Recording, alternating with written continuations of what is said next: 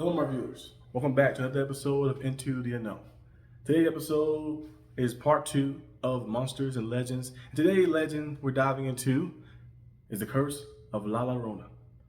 The crying lady, the weeping lady.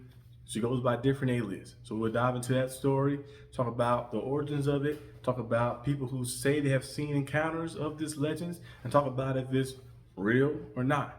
So if you're ready, sit back, relax, and enjoy the show. Without further ado, let's step into the unknown.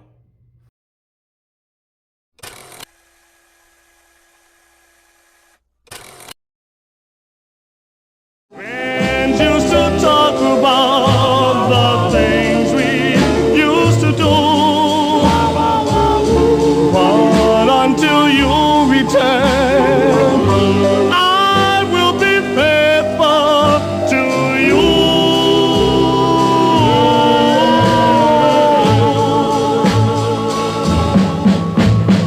I will be faithful.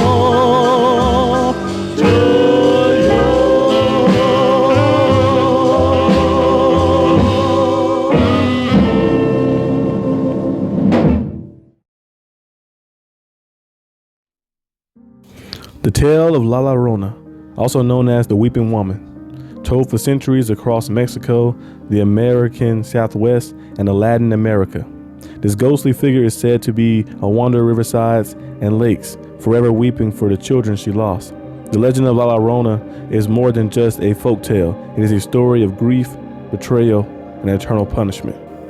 The word Llorona in Spanish comes from llorar, meaning to cry. So La Llorona translates directly to the crying woman or the weeping woman. According to the most common version of the story, it is said that it was once a woman who drowned her children in a river out of jealousy and despair. Overcome with guilt, she then committed suicide, taking her own life, and condemned by fate, her spirit roams the earth, crying out for her children and searching for them near bodies of water. There has been many different tales and variations of the La Llorona story. Usually begins with a woman betrayed by her husband or lover. Some versions say she killed their children to punish him. Others claim it was an accident. In all versions, her endless wailing, "Oh my children," still echoes in the night.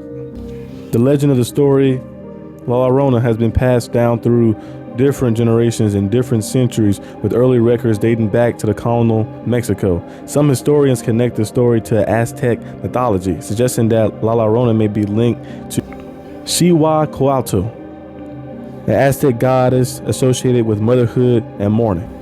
The story has different things is done in different areas. In Mexico, it says she's a tragic mother cursed to roam rivers forever. In Texas and New Mexico, and like some of the southern areas, it's a parent's tale, the story of La Llorona to keep children from wandering near dangerous waters. And in the Puerto Rico area, in the Caribbean, the story intertwines with local ghost lore, blending the crying woman with tales of the spirits who guard rivers and the coastline. Some even claim to have seen La Llorona's face near rivers at night, pale and sorrowful. They say her cries chilling enough to freeze anyone in their tracks. That right there is most of what we know about, La Llorona, from the origins and everything. But we've seen different movies, of course, adapt that story. They do a lot of different horror things and legends and monster stories and stuff that kind of build up over time. But we're going to dive into some people who have said they have encountered it, and different stories they had like that from the public in general. So sit back, relax, and let's dive into those right now. Okay, one story I found was on Reddit. There was someone said they had an encounter, or their mother had an encounter with La Llorona. The Reddit user name is deleted, so it's not on here anymore. But the story states, it said, "All right, so this story has been told to me by my mom a few times, and every single time I still get that creepy, eerie feeling that someone is watching me.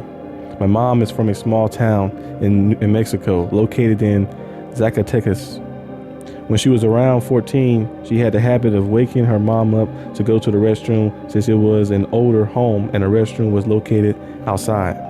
My mom told me that it was around 3 a.m. when she woke up and felt the need to use the restroom urgently.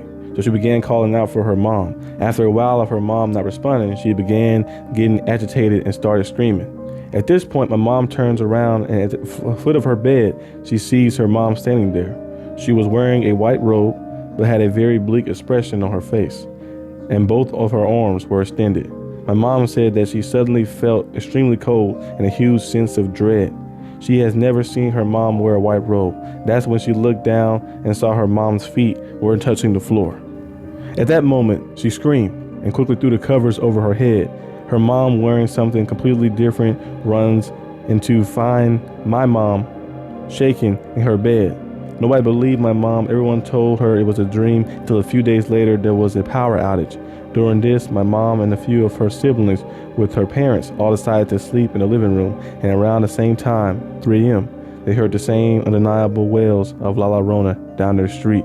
None of them slept that night. Reddit user Priest2789. Visiting family in Linares, Mexico long ago, when we were young, we seen her as if she was floating low to the ground in a white dress, going from the house to house screaming and grunting at the house that wasn't unlocked or had open windows. As she drew closer to the house, we could hear her breathing as it was amplified. When she got to my stepsister's house, she looked in the window but did not see us because mom stuck under the bed blanket and told us to be very still. We did not see her that night, but the next day, going to Monterrey, Mexico, we seen her on the side of the road in all white, screaming. The look on her face as if she had been crying for hours, a pale skin and soaking wet. No matter how much I try to block out things, that seems to be one that always comes to mind. Reddit users Skype. He said, my dad has a cool story about this. When he was younger, let's say 7, he lived in Mexico in a small town in Jalisco.